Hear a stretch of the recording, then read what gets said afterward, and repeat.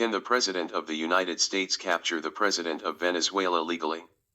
Short answer, no, not legally except under extremely narrow and unlikely circumstances. Here's the breakdown. 1. U.S. domestic law.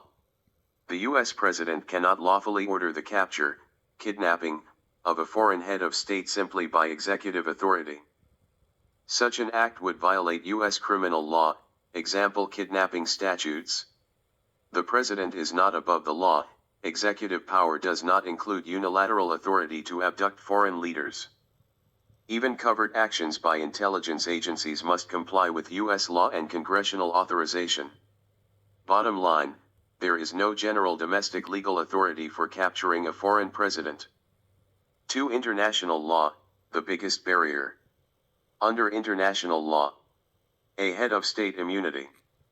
Sitting presidents enjoy absolute personal immunity, immunity ratione personae, from arrest or detention by foreign states.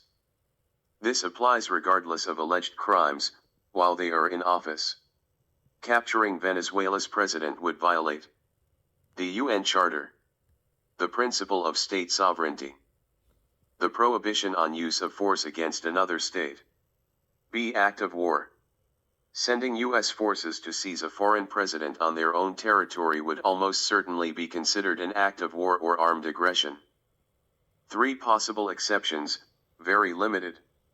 There are only a few hypothetical scenarios where capture might be legal, but they are highly constrained. A. International Criminal Court, ICC, arrest. If the president were lawfully indicted by an international tribunal with jurisdiction, and if Venezuela, or the UN Security Council, authorized enforcement. However, Venezuela is not currently subject to automatic ICC enforcement by the US. The US itself does not recognize ICC jurisdiction over its forces.